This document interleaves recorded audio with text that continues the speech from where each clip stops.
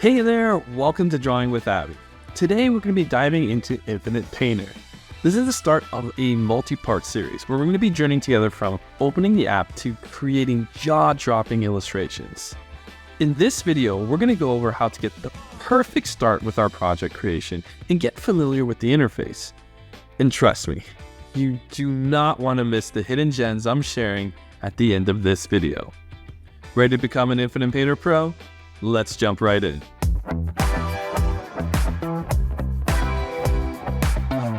First up, let's talk about starting a new project. Getting your project creation right sets you up for success, so we want to make sure we get it right.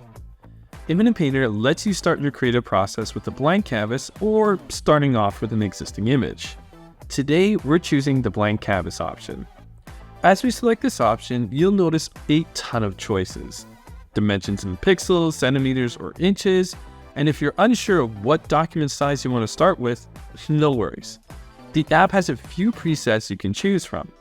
You can go with the traditional photography print sizes, standard document sizes like A4, or get started with a social media post for Instagram. A pro tip is to pay attention to the maximum layers listed below. This tells you how many layers you can have in your document based on the dimensions you've selected.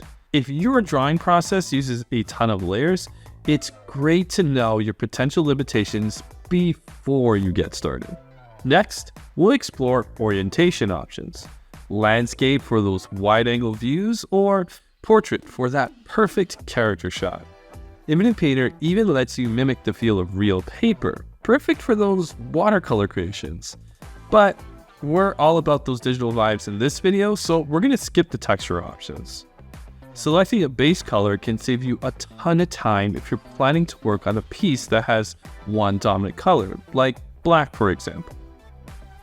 The next set of options is our color modes. Confused on what they are?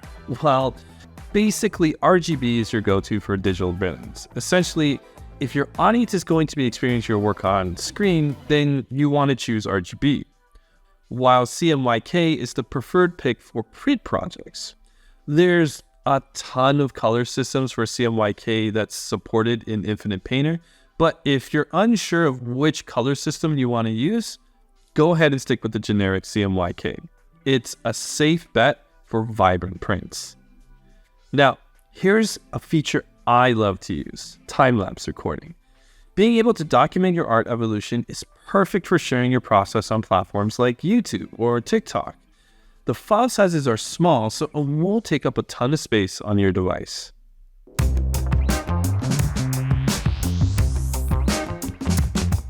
Alright, let's hit that create button and behold the heart of Infinite Painter, the interface. Simple, yet powerful. We're going to break this up into three major components. First is your canvas. All of the touch gesture classics are here. Zoom, pan, twist with just the flick of your fingers. Second is the top menu options. On the left is your home button, the gateway back to your projects. On the right are your menus for tools, edits, layers, and options. Tapping on any of these icons reveal a drop-down with a ton of additional options. There are some truly wicked features here, and we're going to be covering them in future videos. And finally, the soul of the interface, the toolbar.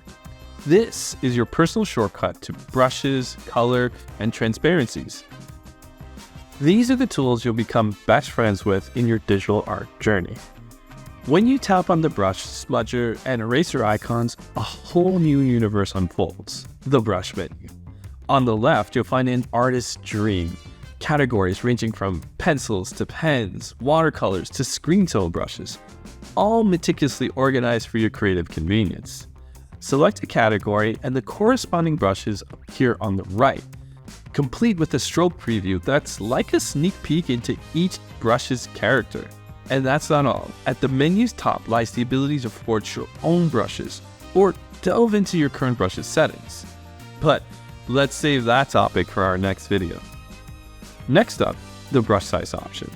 Tap it, and you're greeted with sliders to adjust the brush size, its angle, and even flip through blending modes. This is very useful if you rely on techniques like the color dodge to paint in highlights. The color icon unleashes your color options. The outer ring is the spectrum of hues, while the inner square lets you play with shade and saturation.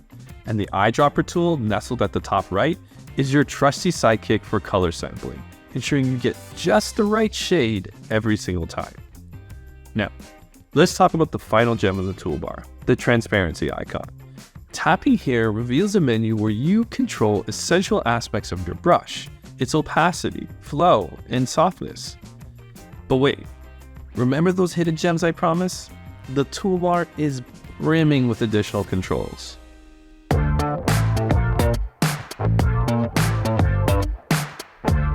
Do you find that it's often in your way and you wish you can move it around? Just long press and drag and it obeys your every whim, floating or docking wherever you choose. And for those who crave even more screen space, drag the toolbar to the bottom corners to avail a new layout. This tactical move shifts your color and blend options to the left corner and your eraser and brush tool to the right, optimizing every inch of your canvas. But that original toolbar isn't done yet. It's full of surprises.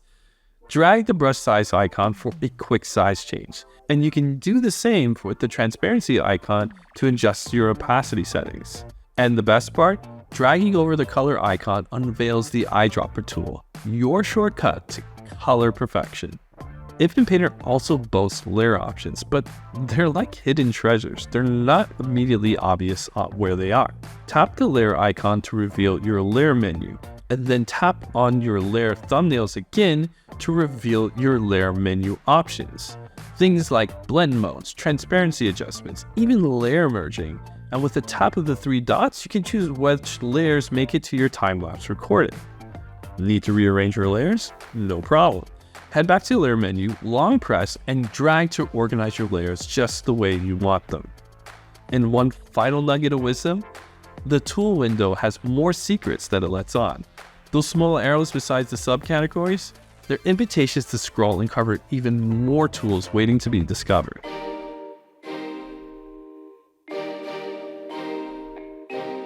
And that, my friends, is your first step into the Infinite Painter universe. Next time, we're diving deep into the world of brushes and brush settings, which is absolutely essential to creating professional artwork in Infinite Painter. Got questions? Or is there something specific you're dying to learn about Infinite Painter? Drop your thoughts in the comments below. If you enjoyed this video, smash that like button and subscribe to see more. Until next time, keep drawing.